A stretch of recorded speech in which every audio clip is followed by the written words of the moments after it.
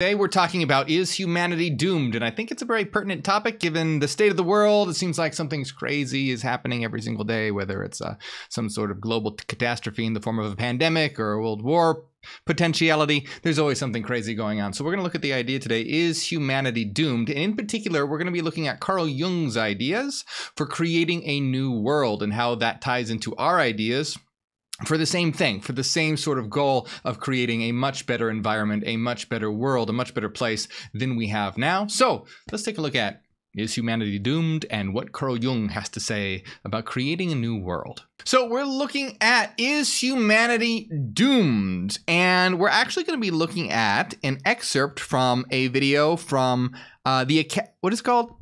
The Academy of Ideas. This is one of something that they did a video on, and we're going to take a look at this in a critical way with regard to Carl Jung's ideas. Now, I want to say this is going to be really an interesting stream, because we're going to be looking at Jung's ideas, and we're also going to be talking about Hyperianism's perspective and plans for the future, etc. as well.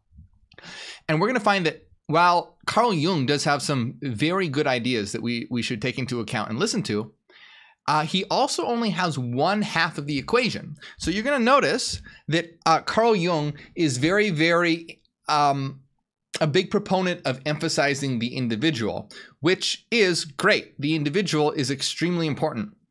But Jung does this at the expense of the collective, even almost looking at the collective as some sort of enemy. And so we are going to be looking at Jung's ideas, but we're going to see how we need to also transcend them and go beyond and go further to incorporate both sides of the coin, both the individual and the collective as well. Both are incredibly important.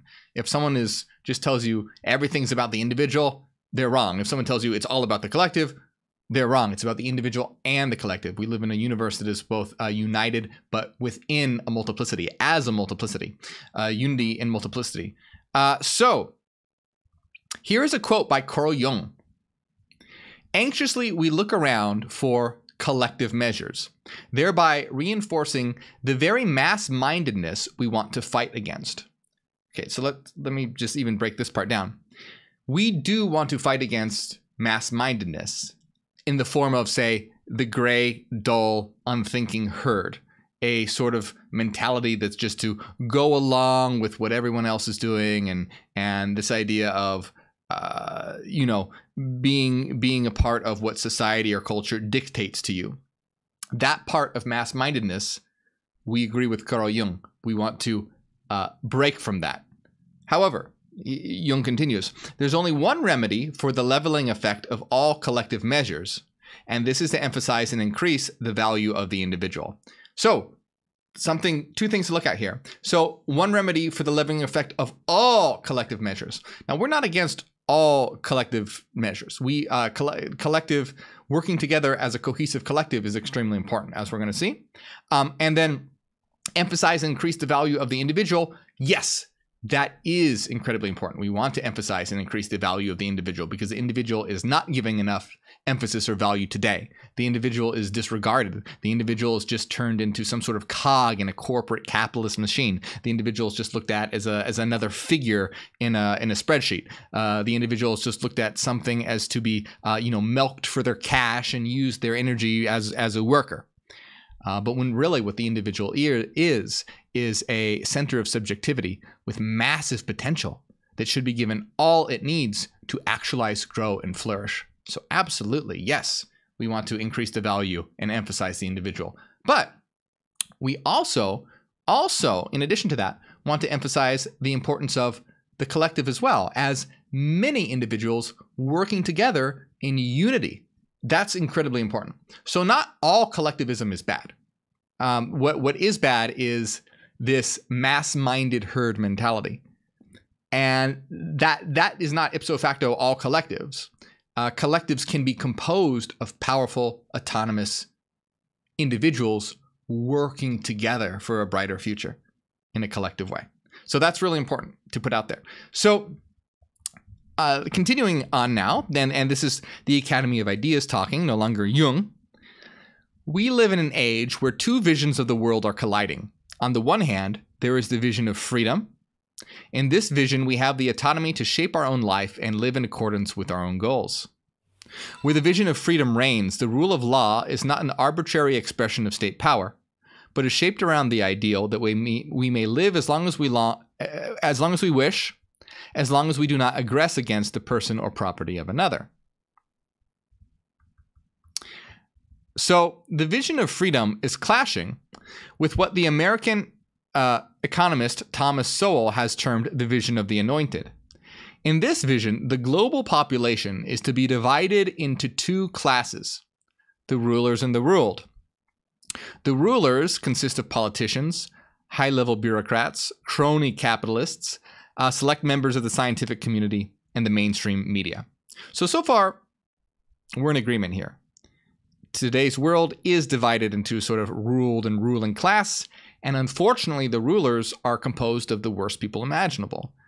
Crony capitalists and just select people that have gotten into power due to psychopathic manipulation, etc. So yeah, so far so good.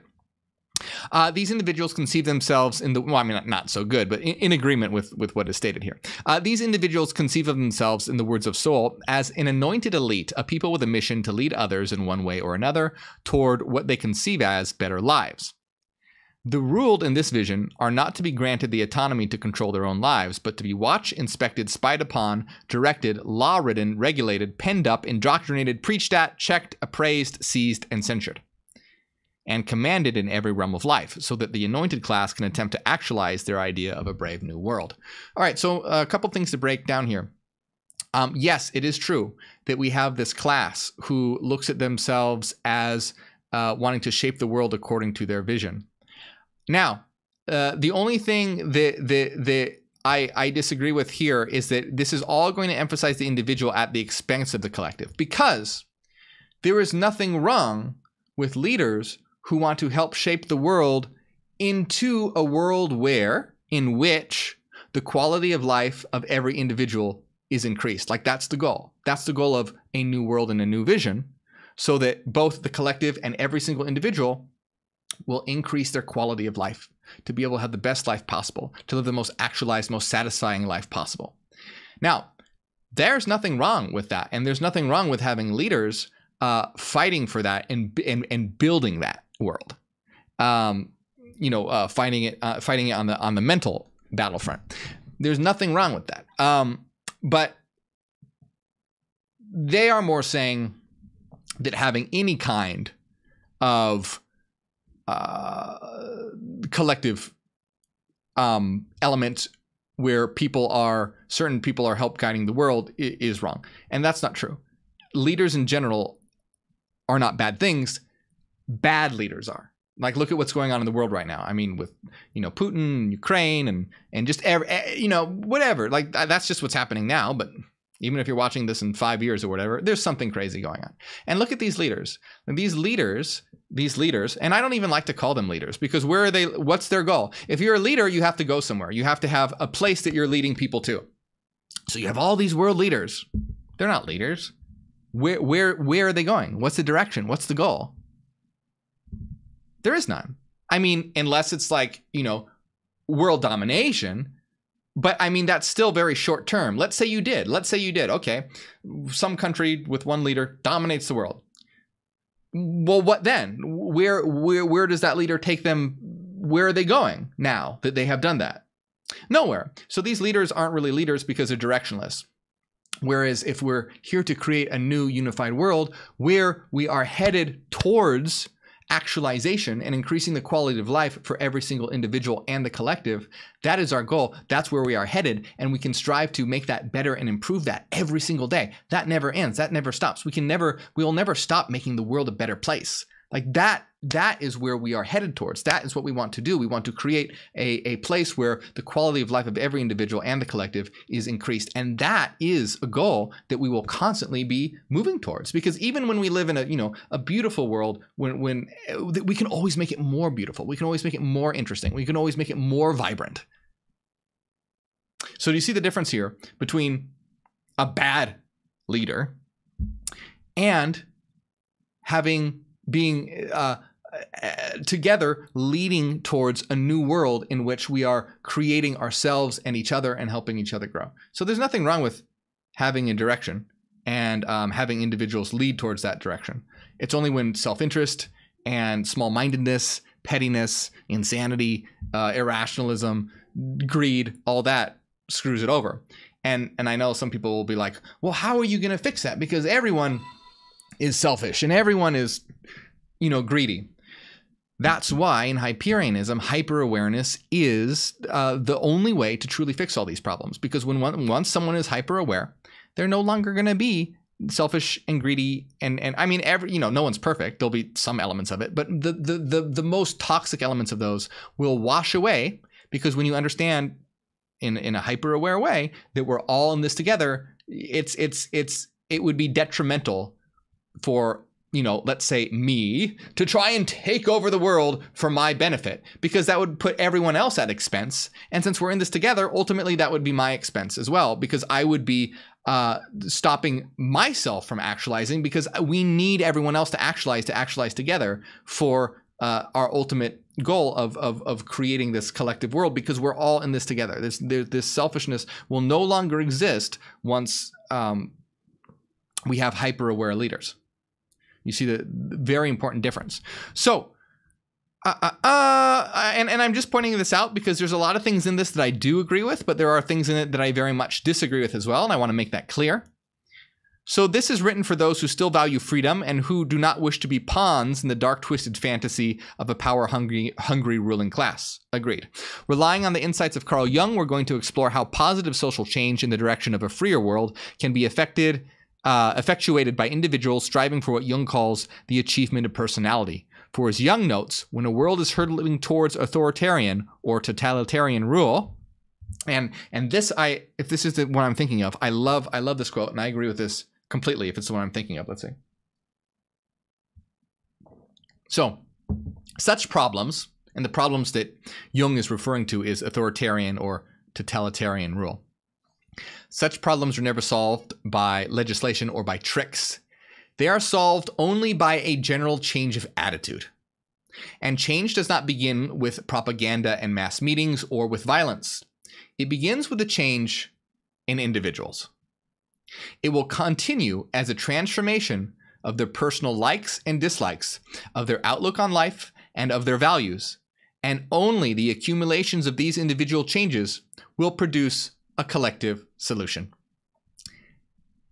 Yes, absolutely. 100% agree. Brilliant quote, and perfectly encapsulates what I was just talking about. The only way for real, lasting, genuine change to occur. You can have little changes along the way, but to have true, real, genuine, lasting changes to occur requires humanity, individuals, to step into a new consciousness.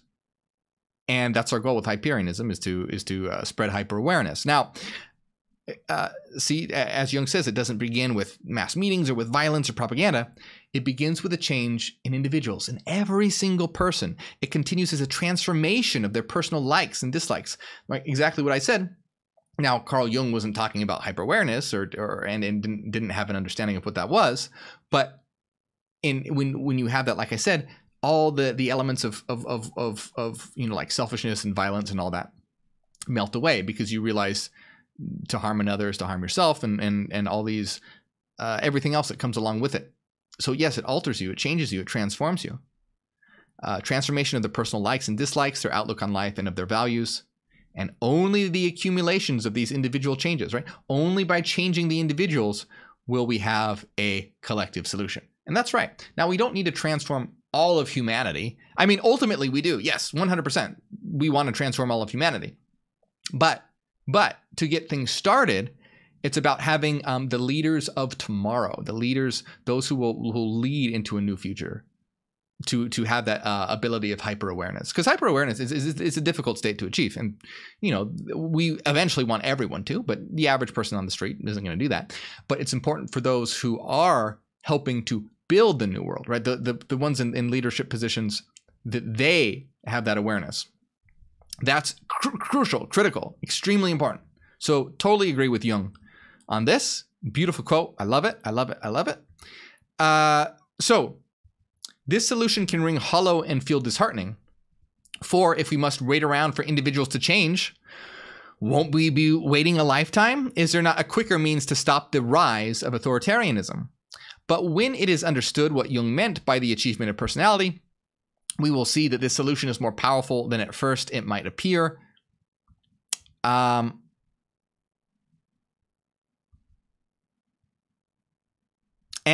see, now they're doing a quote by Ralph Waldo Emerson. And now I do not agree with this, right? So this quote, remember, there's in my opinion, and in accordance with Hyperianism, this article and this perspective only gets things half right. So here's this quote. It says, the antidote to this abuse of formal government is the influence of private character, the growth of the individual. Okay, so I mean, agree/disagree. So I don't actually know. So Ralph Waldo Emerson, I don't know the context of this quote. I would like to look at this quote in context to see exactly in which way it was phrased. So I don't know the context of this quote. But the antidote to the abuse, see, there's two ways that this could be read, right? So if it's read in such a way where you're saying the antidote to the abuse of formal government, like you are using formal government to be abusive, is the growth of the individual. This I do agree with as part of the solution. However, there's another way that one could read this as the antidote to this abuse of formal government, as in that all formal government is abusive. That I don't agree with. So do you see there's two ways of reading it? One being that formal government can be used in an abusive way, or all formal government is abusive. Right? See, two different ways to read it. One I agree with, one I don't. Formal government can be used in an abusive way. Absolutely. We see that every day. We see that in different, all these countries and, things that we see it all the time. I'm sure you can think of many examples of abuses that a formal government can have an effect, but if it's read in such a way where it's considered that like all formal government is abusive, that's not true. Just like you can have good and bad leaders, you can have good and bad governments. So, and usually one is responsible for the other, or one guides the other, depending on, what system we're working in. So again, just like you can have bad leaders and good leaders, you can have good governments and bad governments. So in Hyperianism, we are not against government in general. We just want a government that is aligned with hyper-aware individuals, so that and led by hyper-aware individuals, so that we can create a free world that is geared toward, that is a system, right? A system of government geared and designed for and led by hyper-aware individuals, and geared and designed for increasing the quality of life of every individual in the collective. So, and this is what I want to.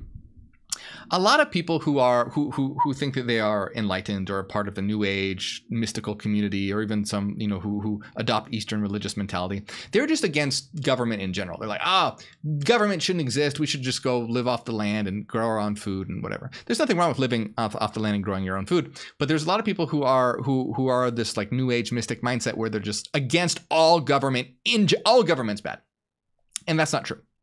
So you'll notice this a lot with those in the New Age mystical community, and those who think that they're enlightened but haven't really grown yet in their understanding of reality. They want to go backwards rather than forwards. And what I mean by that is there was a time when there was no government. They want to go back to that situation. And you can see this in other elements of their outlook on life as well, particularly the ego. A lot of them want to eliminate or destroy the ego. And there was a time when that was the case. When prior to humanity developing an ego, and if they, having this existence in an instinctual animalistic stage, that was not having an ego. If you didn't have an ego, if you destroyed the ego is your center of consciousness. That's what the ego is. It's your center of consciousness.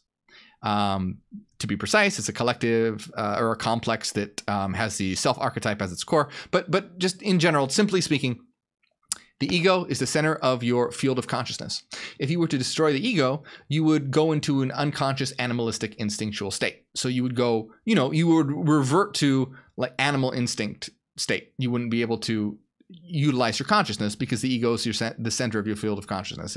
It defines and organizes your consciousness. So you have these people who are in like New Age mystical communities, whatever. They want to go backwards. They want to go destroy the ego back to, primitive times. They want to go before governments arose. And, newsflash, we want to move forward into the future. We don't want to go into the past. The past is, we need to overcome and transform what we have. So what I mean by that is, for example, like the ego, we don't want to destroy the ego. The ego is what allows us to be conscious. But we don't want to identify with the ego. We want to be able to transcend the ego while using it as a tool. So do you see the difference where we are taking what is there and not destroying it and going backwards, but we're transcending it and using it and working with it to make things better? So same thing with the idea of government. If you were to get rid of government completely, all government, and never have government, the world would be in total chaos. I mean, there was a time when there was no government, and there's killing, rape, murder, warlords emerge. There would be, just all this destruction and chaos and death. So unless you want that, you can't have a world with no government. But the idea is to not destroy government, but to make sure that the government is designed for and in accordance with your benefit and the benefit of us all, in increasing the quality of life of every individual and the collective. So do you see the difference? Where, like the ego, don't destroy it, transcend it, use it as a tool, but don't identify with it, use it to your advantage. Similarly with the idea of government. We don't want to destroy government. No, absolutely not. That would be a terrible thing. But we want to make sure that the government is working towards your benefit, towards my benefit, towards our benefit, towards everyone's benefit, to increase the quality of life of every individual. And I mean, really, that should be obvious. These things should be really obvious, but they're not. You have all these people who think otherwise, and these are the sort of things that should be blatant. Don't destroy the ego. That's what allows you to be conscious. Consciousness is your friend.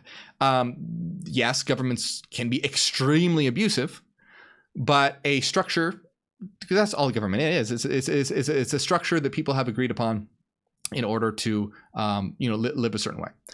They can be abused, absolutely, but we just want to make sure that they are structured in a way so that it's to your benefit and our benefit and everyone's benefit to increase the quality of life. So, because again, that's the thing, right? When you look at world, just like we looked at world leaders, you can have good leaders and bad leaders. Same thing with governments. You can have good governments and bad governments. And how I pointed out with leaders, where are they leading people towards? Nowhere. Well, let me ask you, what's the point of a government? Like, what's the purpose? What's the purpose of a government? And yeah, it's to create like an ordered, structured society. Yes. But to what end? And what I mean by that is, in Hyperianism, we want an ordered, structured society for the purpose of increasing the quality of life of every individual in the collective. So do you see this telos, goal, purpose embedded in everything? Everything must have a goal, must have a purpose, or else you're directionless, you're rudderless. You're just in the sea and letting the waves buffet you around. You're never going to get anywhere. You're never going to make any progress. And that's the kind of world we live in, where you have leaders who aren't leading the world anywhere, and just complete and total aimlessness.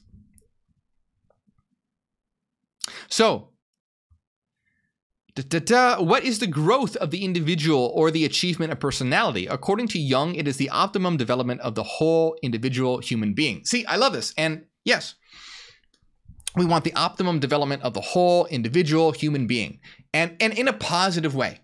This is something else that I want to get across too. So in Hyperianism, and so I like to say increase the quality of life, because yes, we want to optimize and actualize the individual. And this is why hyper-aware individuals are important, because imagine someone who is not hyper-aware hearing that. And that, oh, okay, well, let's do that. Let's make a world where we're just optimizing everyone. That could be taken in a very nefarious direction if one didn't have that higher consciousness.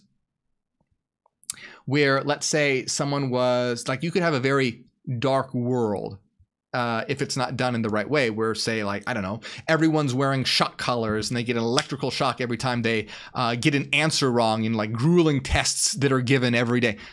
And that's not the kind of world we want. But you see how where if people aren't of hyper awareness,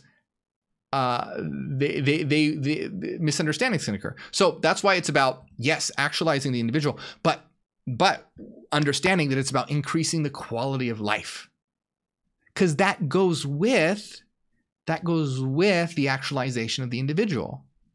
Because if you want to actualize the individual has to be happy. The individual has to be feeling, healthy, and if they're in this constant state of like anxiety and fear, they're not really going to actualize. They're not really going to flourish. It's like a flower that's blooming. You want to make sure that it has everything it needs. It has the right nutrients, the right water, that it's being cared for. It's getting enough sunlight. And that's how the flower grows and actualizes. So I just want to point out that difference in where someone could misunderstand, but true actualization of the individual comes with making sure the individual has all their needs and cares met, that they're cared for psychologically, mentally, physically, and live in a thriving life. So I think that's really important to emphasize quality of life, because that is actualization, but it emphasizes too that element of care as well, because that's important. So, but anyway, I love that, right? So the optimum development of the whole individual human being.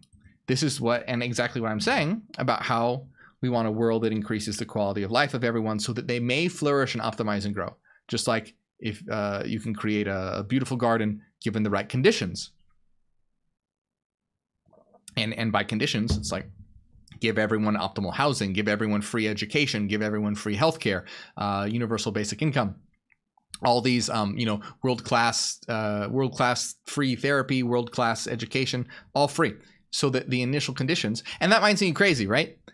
Because imagine that today. What? Free world-class education, free world-class therapy, for free housing or whatever. That might seem crazy in this world, but that's because this world is not geared toward the quality of life of every individual. It's right now geared in a very capitalistic direction where it's just all about money and greed. So you're like, well, we're not going to spend money on that. We're going to spend money on tanks because this world's insane. So instead of, building a flourishing humanity, we're building weapons to destroy ourselves better, because that's a great idea. Humanity is just the pinnacle of evolution, isn't it? Just the dominant species, I suppose. Anyway, like these things should be so obvious, but my God, humans are. Anyway, let's continue here. Hopefully, this is making sense. I'm sure my regular viewers. I'm sure this makes sense to all you guys. But if anyone's new out there, hopefully, so.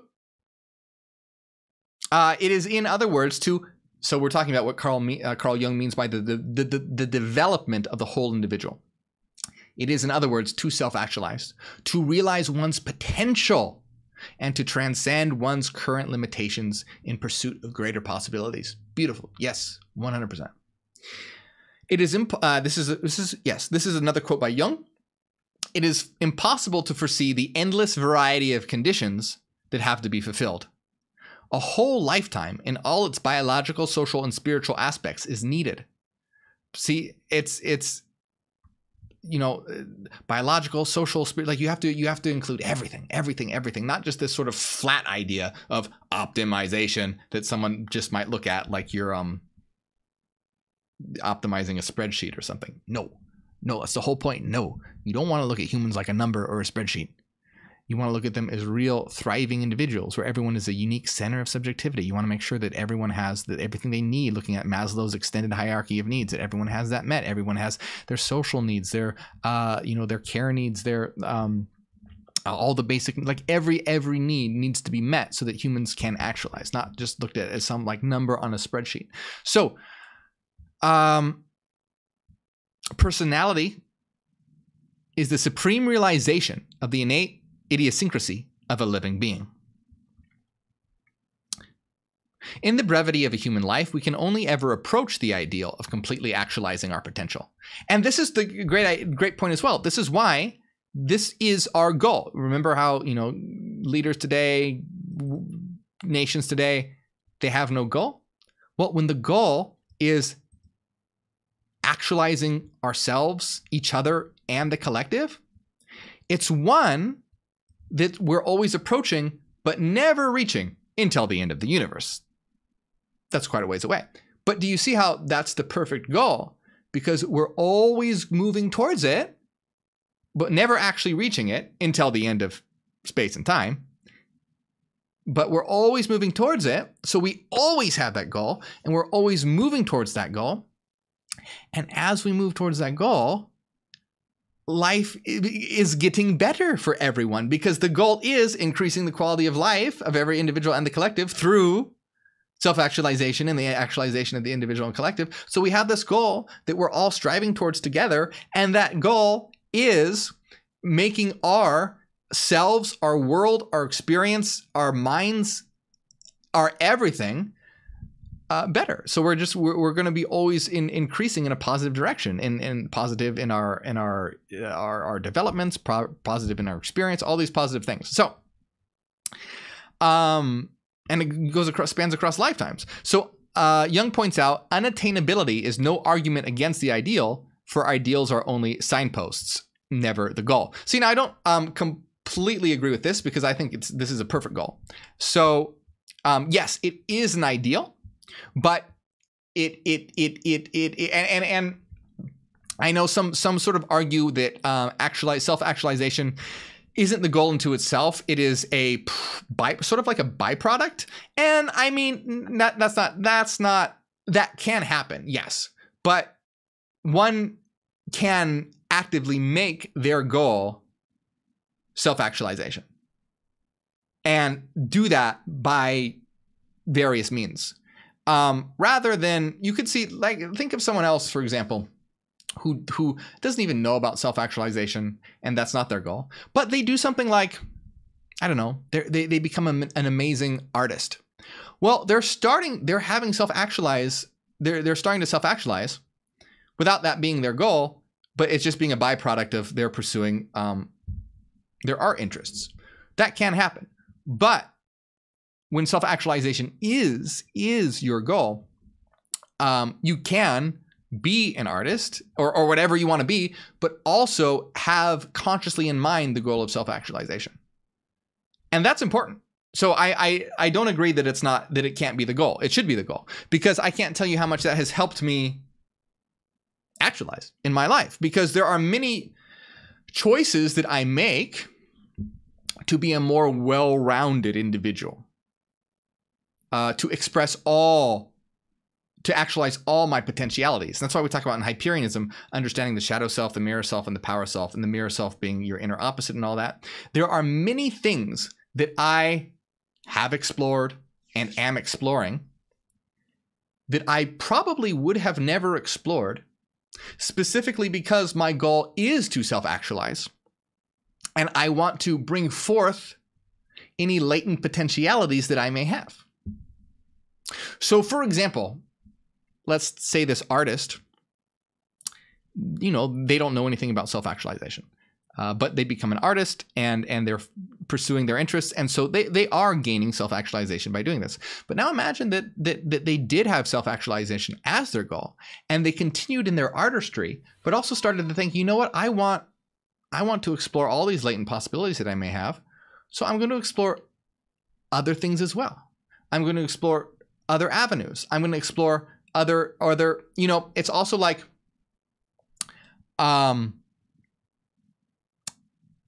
say you have an individual that's very analytical. Let's take a different example. Someone who's very analytical. They're let's say a physicist. And so they are self-actualizing by being a physicist, but then take it another route, so that self-actualization is their goal. They may start to think something along the lines of, you know what? I'm not very in touch with my emotions. I want to be a fully actualized individual. I'm going to explore getting in touch with my emotions more. I'm going to explore, and then because of that, they may actualize this whole other part of themselves, have maybe better connections, build better relationships, have a more fulfilling life, because they explored this other aspect of themselves that they may have never looked at. So anyway, let's continue.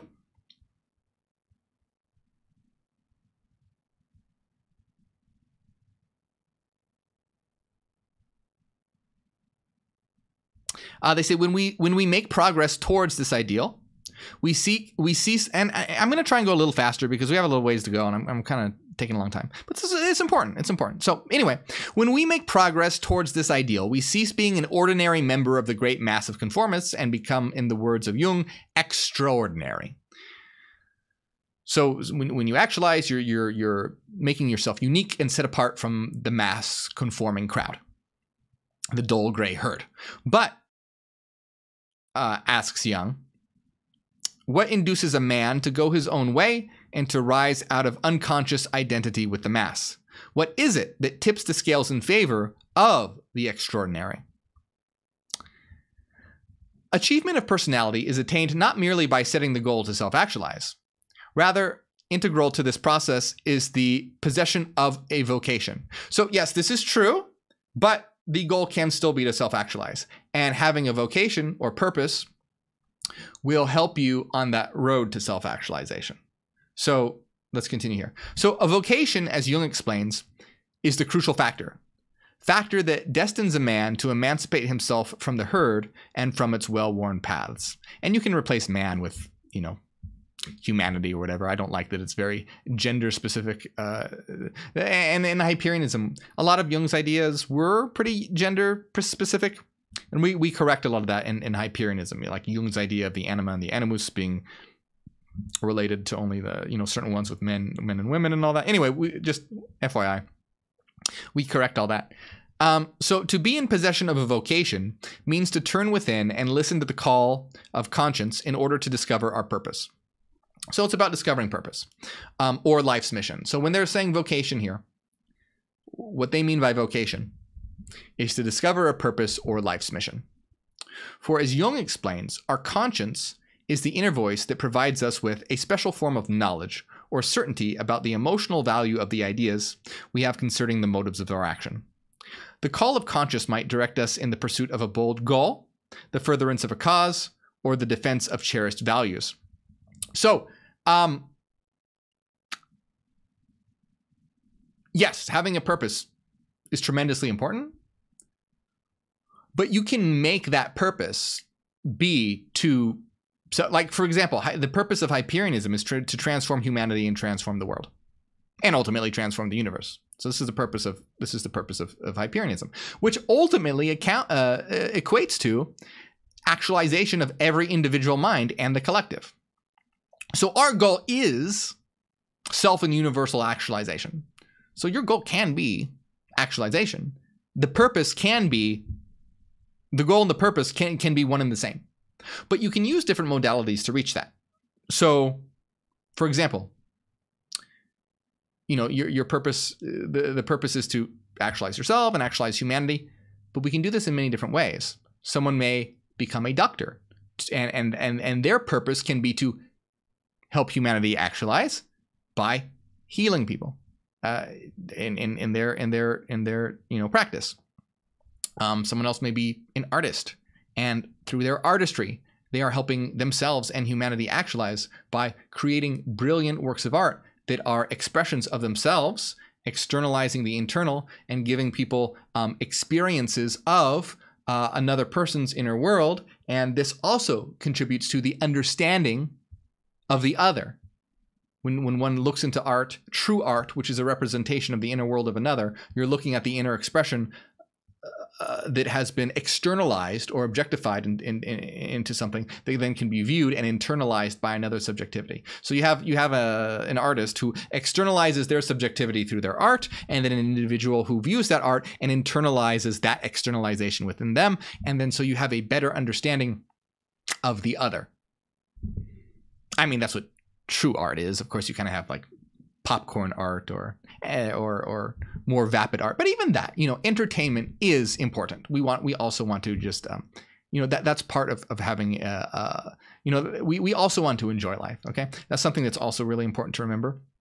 The enjoying life goes along with that. So we want to say that as well. The enjoyment of life is important. So it must go in tandem with this idea of actualization, because we want to be here to learn, grow, actualize, understand, but we also want to enjoy it. we also want to take time to enjoy each other, enjoy our world, have great experiences, have fun. Of course we do. Absolutely. Because that's half of why we're here. We're here to grow and learn, but we're also here to enjoy the process. It's like playing a video game. You want to beat the game, but you want to have fun doing it. You want to enjoy the game. You want to play all the side quests. You want to, find out if there's different secrets and, really have fun playing the game. Not just like this. You don't want to speed run it. You don't want to speed run life. That's the important thing. We're not, and I think a lot of people can misinterpret this as looking at life as sort of a speed run. For those who don't know, speed running in video games is when there's whole communities called speedrunners where it's a competition to see who can beat the game fastest. And they exploit all kinds of like glitches, and they can beat a game that normally takes someone a month. They can beat the game in 5 hours. Some are really crazy. You can beat it in 5 minutes. I think someone beat Super Mario Brothers 2 in 30 seconds or something crazy like that by exploiting a certain glitch in the game. But anyway, so I think some people can misunderstand and think that, oh, well, we should speed run life. We should speed run the universe. We should try and reach the end, the omega point, just as fast as possible. But if you do that at the expense of increasing the quality of life and enjoying life and whatnot, you're gonna miss the whole point. You're gonna reach the credits and then be like, oh well, I'm at the credits now, but I didn't even have fun playing the game, and that sucks. No, we want to be actualizing as individuals and the collective, absolutely, and while we do so, enjoying the process. That's important.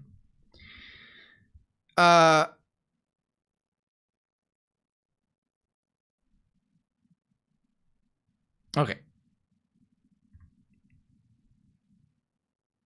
So again, this is a quote by Viktor Frankl. Only to the extent of which a man or person commits himself to the fulfillment of his life's meaning, to this extent he also actualizes himself. In other words, self-actualization cannot be attained if it is made an end in itself, but only as a side effect of the self-transcendence that is guided by a vocation or purpose. See, so I don't agree with this. You can have self-actualization as your goal, and also, have the different, being an artist or being a doctor or being whatever. Pick anything. Pick anything you want. You can have actualization of yourself and helping the collective and all that, and do that through they go hand in hand, right? So, but you're having one be the goal of actualization, and so I don't agree with saying that self-actualization cannot be the goal or the end. I don't agree with that. So, but anyway, if that was by a quote by Viktor Frankl, who said that. So if we discover our vocation or purpose and use it to guide us in the achievement of personality, how does this help defeat the totalitarian aspirations of the anointed class and bring freedom to the unfree world? How does going our own way and spurring conformity in favor of following what Jung called the law of our being help cure the sickness of society? Or as Jung asks, what has the individual personality to do with the plight of the many? Firstly, the state of society is dependent on the health or sickness and strength or weaknesses of the individuals that compose it. True. Yes. Yeah, I'm just reading the making. Yeah, absolutely. So if a society is composed of mainly weak, passive, neurotic, and cowardly individuals, then it is easily manipulated and controlled by a ruling class. Oh, yeah. Yes. We talk about that all the time in Hyperianism, in that most individuals are sleepwalkers. Most individuals are the neutrals. Most individuals are those who have no idea what's going on and just go with the narrative that's around them. They are just conforming. And I'm not saying believe in wild conspiracy theories, okay? It's not what I'm saying. I'm not saying that everything you hear is ipso facto wrong and deceit.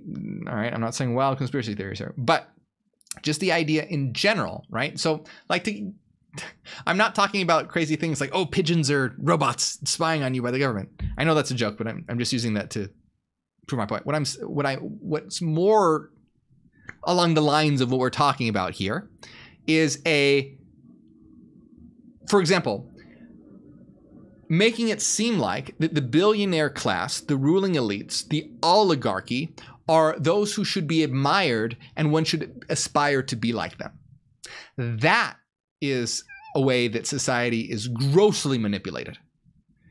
Because in that way, the oligarchs, the billionaires, they're the slave drivers, they're the slave masters, they're the taskmasters, but everyone loves them and wants to be just like them.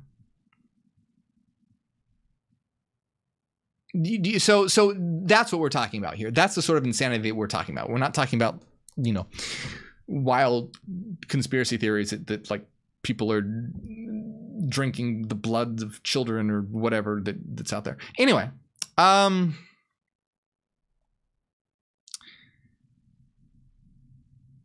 so a society that is to be free and a society that is to flourish must consist of more individuals. Yes, absolutely. As in people who are more autonomous and, like self-reliant and strong and, strong-minded, strong-willed, not necessarily physical, strong-willed. But also they must work together in a cohesive collective. It's always really important to put that qualifier there, because you have a lot of people who, again, social anarchists and all these sort of individuals who often buy into conspiracy and buy into a lot of new age ideas, who look at any form of like structured collectivism as bad. Absolutely not. That's not bad. It can be bad, just like anything can be bad. A knife can be helpful to cut your vegetables, and it can also kill someone. You can use anything to a good or bad extent. So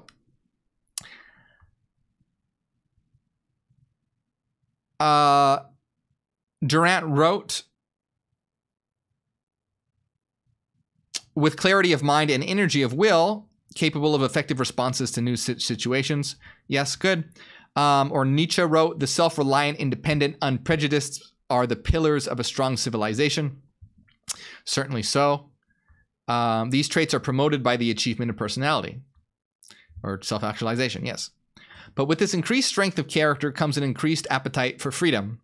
For it is weak individuals with little going on in life who desire paternalistic or authoritarian government. Yeah, so this is true. Weak individuals with little going on in their life desire paternalistic or authoritarian government. They desire someone to... People say they want to be free, but they don't want freedom. People don't like being free, even though they might say they like being free, because it puts the burden of choice upon them, and people don't want the burden of choice upon them. They want their ideas to be made for them, and the burden of responsibility to be removed from them as well. Because if someone else is making their decisions for them, well, they don't have the anxiety of having to make a choice. So that anxiety is not there if they go towards an authoritarian, or also the burden of being responsible for their actions. If someone else is making a choice for them, well, they're not responsible. Whoever had to make that choice is responsible. So with freedom comes anxiety and responsibility.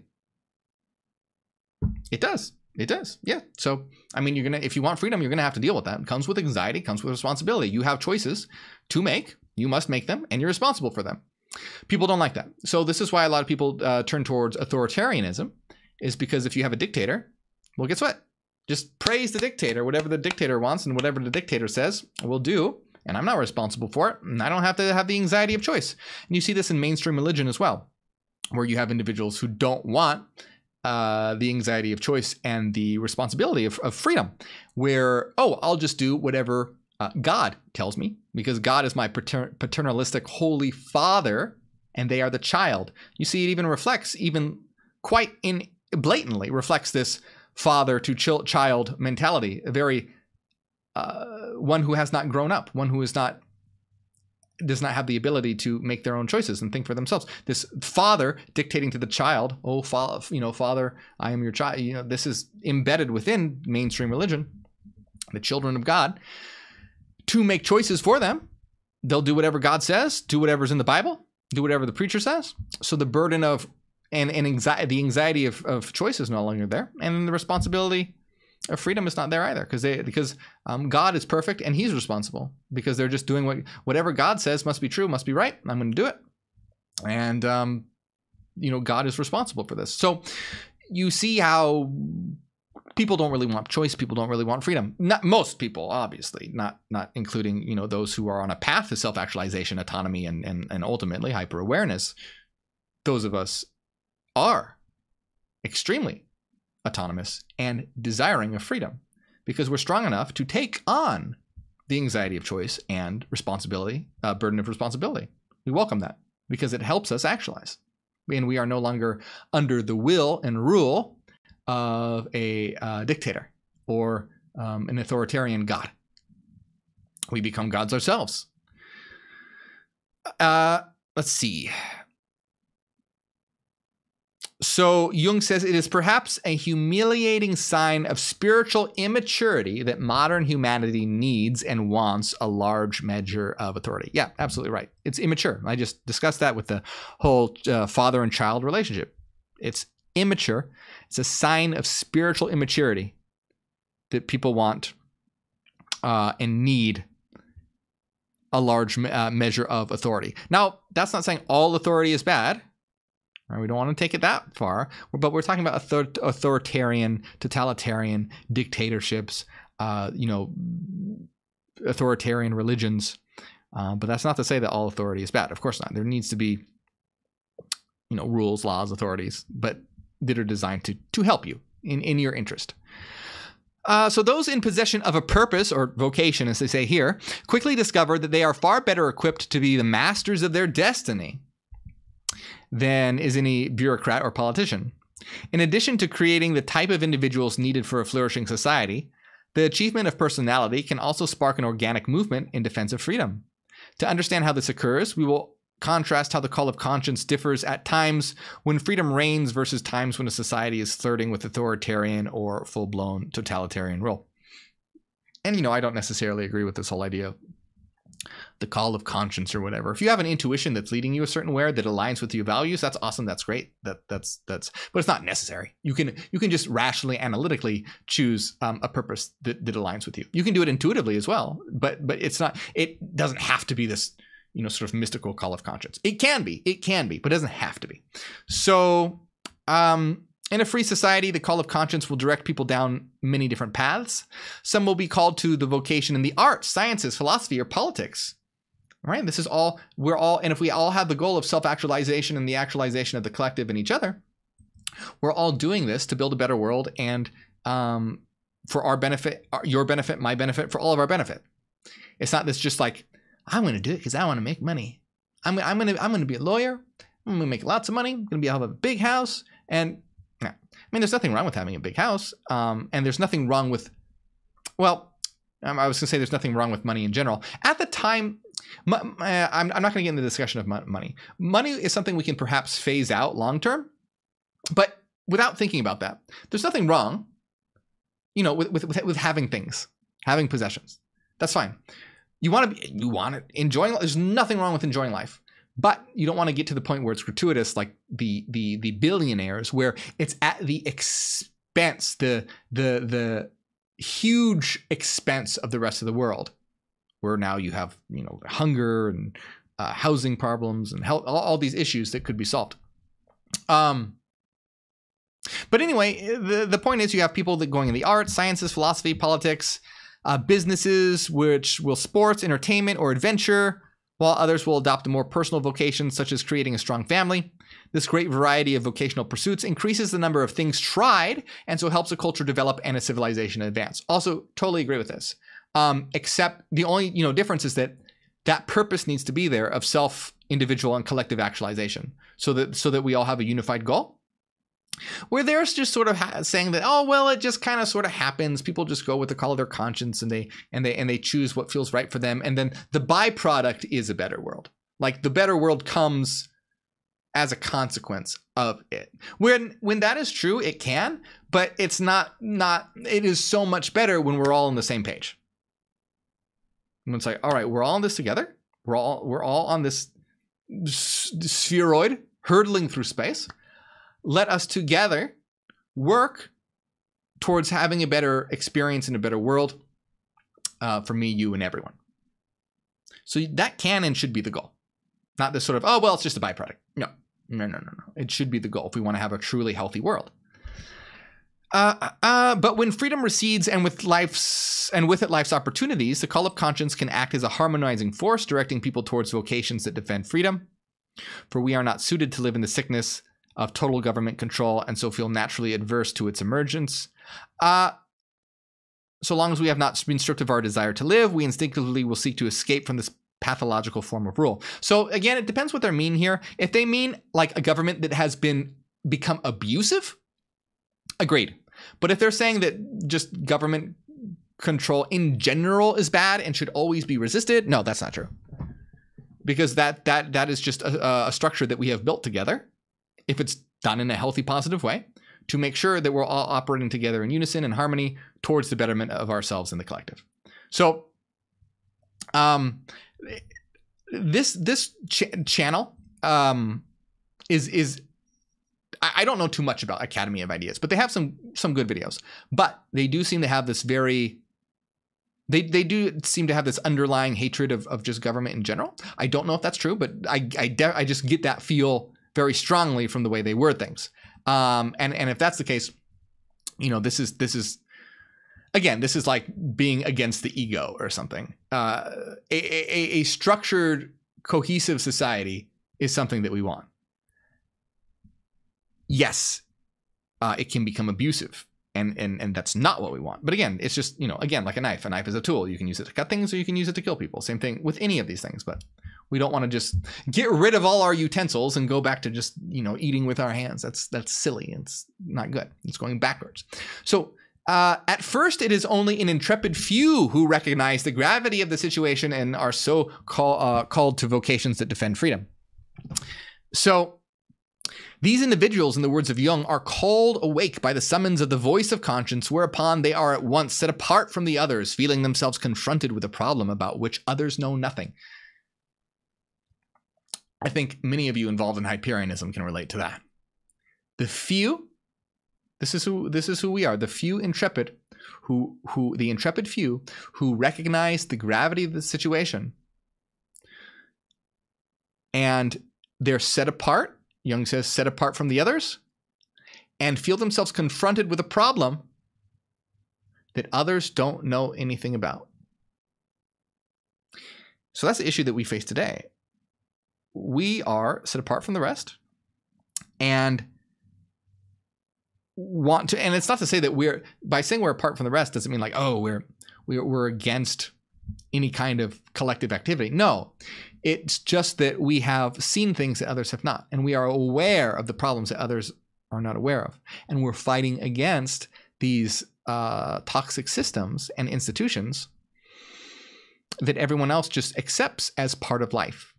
All these wars, bloodshed, hunger, racism, intolerant religions, and you know, like I mentioned before, a capitalist society which praises billionaires as something to aspire to, rather than something that's just absolutely toxic. So anyway, I'm sure many of you can relate to this.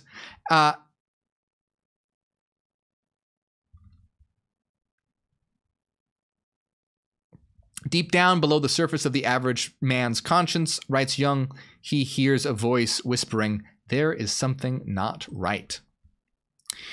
This call orients people around what Soren Kierkegaard calls a third, or what amounts to the shared vocation of healing a sick world. And I love this idea of the third. We're going to talk about this, and we'll probably do more. I'll probably do a whole live stream about this at some point, because it's a great idea.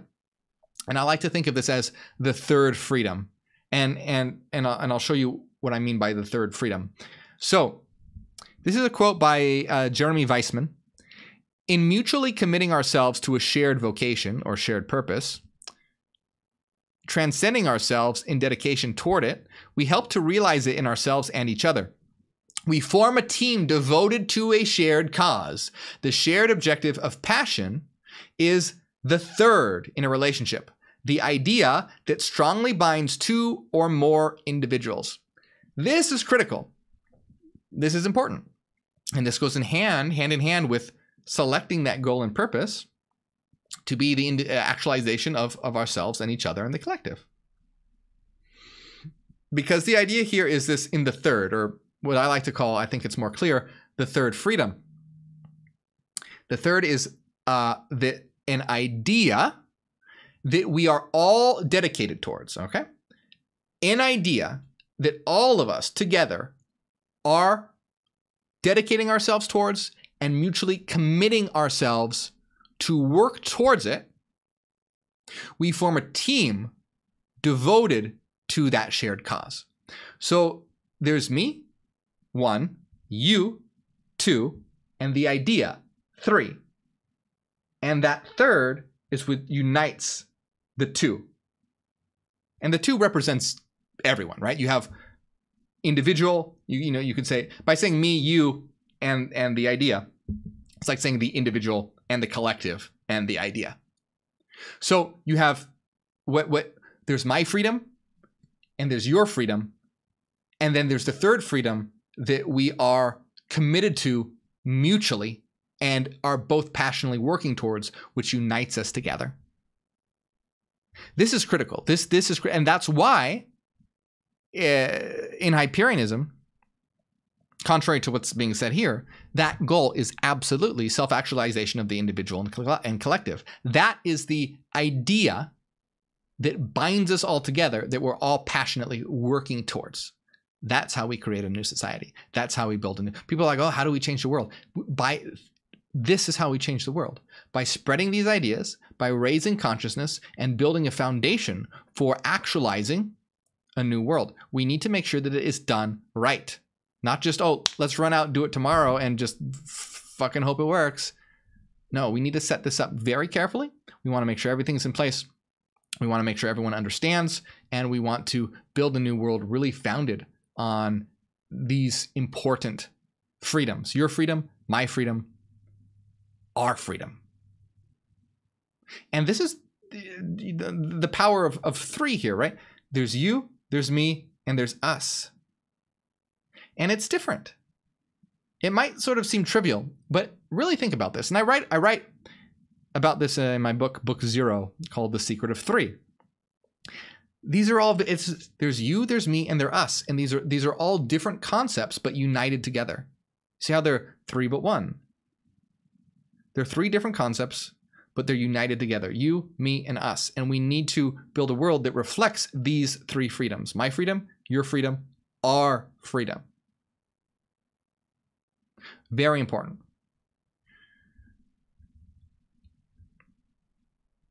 An organic movement composed of men and women who are bound together by the idea, or third, of freedom is what is needed to counteract the forward march of the vision of the anointed, or the established quo.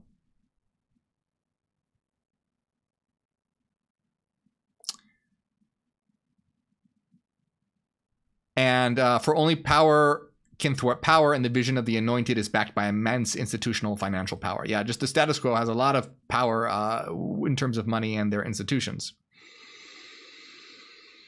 But the power of individuals possessed by a vocation and they're united in pursuit of a shared cause. And that's the thing, is that, yeah, sure, you can have all the money and whatever you want, but ultimately, once we start to wake up the world, there is nothing that can stop an idea whose time has come. And we are that idea. Because you can have all the money you want, but when humanity comes together, realizes what we are, where we are, and why we're here, what that results in is a powerful, unstoppable unity towards a shared cause. And you might have these people with a lot of money, but they'll ultimately fail because they're not unified. They're divided against each other. They don't have this higher understanding. They don't have this higher consciousness. They're not unified by a powerful, grand, overarching idea. They just have money. And yeah, you can do a lot with money, but ultimately they're not united, and they're divided. So that's where the power comes, with a powerful collective united under a unifying idea. That's important. So don't let people try and tell you that there's something bad about a collective. Don't let people say there's something bad about unity, because ultimately these are just lies and bullshit spread, and they keep you divided. People are so worried about, oh my God, a global united world. Oh, it's so scary. Let's fight against that. Yeah, a global united world led by the wrong people which then isn't actually a global united world, it's a prison. But the idea of a benevolent global united world geared towards the quality of life of you, me, and us, that's nothing to fight against. And you're in fact siding with the status quo. You're siding with the oligarchs, who want nothing more to keep you divided. And yes, that entails having a strong government. That's important. Because guess who doesn't want government? The oligarchs, the rich billionaires. They don't like government. Governments can tax them. Governments can try and, push them around, and oligarchs want to rule. They don't like government. So there's nothing wrong with government. Governments are important. Governments are what could stop the oligarchs, rich elite, if, but they don't. But they could if they were doing what they should. So there's nothing wrong. So remember, anyone who's telling you that, all collectivism is bad no matter what, all governments are bad no matter what, if you buy into that, you're actually buying into the slave driver's vision of the world. So be careful. There's nothing wrong with us uniting together as a powerful collective under a strong, unifying idea of creating a new world for your actualization, my actualization, and our actualization. You, me, and us. That's what we're fighting for. You, me, and us. And don't let anyone tell you that the us is wrong, because that's what unites you and me.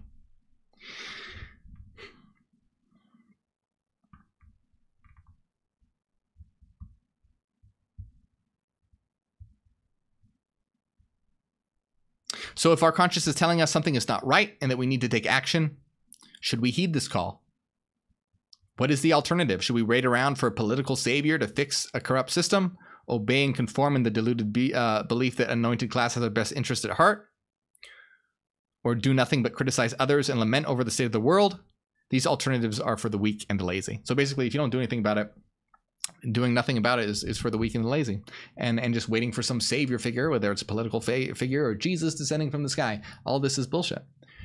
Changing the world is in our hands, and the way we do this is by spreading awareness and spreading these ideas. You see, it's the idea that is powerful. It is the idea that is more powerful than any amount of money and any institution that some billionaire may set up.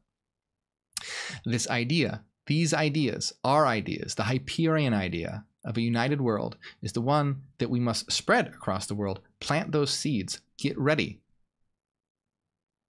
so that we can create something that properly reflects our vision. And this is why Hyperionism is all about spreading information and education, because that leads to raising awareness and raising consciousness. And we need this to be able to have a new world. We don't want people who misunderstand to try and create a new world, because ultimately they're going to be selfish, greedy, and it will become corrupt. We don't want to replace one sickness with a new sickness. We want to create a brilliant, flourishing, healthy world. And we do that by the cultivation of our idea, the Hyperion idea. And we got to do this by spreading information, spreading knowledge. And so this is what you can do. People are like, oh, well, what can I do about it? Start spreading this information. Start talking about it. Start telling people about it. Start going out there. I hear about some individuals, I mentioned this before, but J.S. Clay, who's just at I think in college or something, and was asked to write a paper, something about, I don't know, quantum mechanics or something. But they started talking about Hyperion's position of reality being composed of frequency and all that. So you have opportunities every single day to spread awareness, spread information, spread education, so that we can start creating that new world. Because again, nothing is more powerful than an idea whose time has come. And we are that idea. And we are united by that common collective goal. All right. Wow. This was a really long one. I didn't expect this one to be so long. But I hope you enjoyed that. And remember, don't go anywhere, because we are doing a giveaway for one of my books, The Path of Shadow, and you can have a chance to win. But I'm going to jump into the comments right now and answer questions and just see what's going on and hang out in the chat. By the way, if you haven't liked this video, please do. because that's what spreads this information. You know, you want to know what you can do. I mean, that little thing is little, but it's part of it. Just pushing the like button, hitting that like button, help spread this information. Because I give a fuck about likes. I don't care. It's ridiculous. I don't care about having how many numbers are next to the little thumbs up. I don't care. But it tells the algorithm to show this to more people. That's what we want. I want to give a big shout out to everyone that supports on Patreon, especially Trent, Cassidy, Renaissance, Michael, Evie, Alan, Angela, Maria, Brian, John, Chubby Bunny, and High Expectations Counseling. Thank you guys all so much. I really appreciate it. If you ever feel like you've learned something from my work, gotten something from my videos, consider supporting on Patreon. Helps out a lot. If you choose all the cheapest options, it's only about $5. And you get access to our weekly secret live streams, our hidden Discord server, the Citadel, a lot more. And like I said, it helps out a lot, and I appreciate it. The link should be right around here somewhere.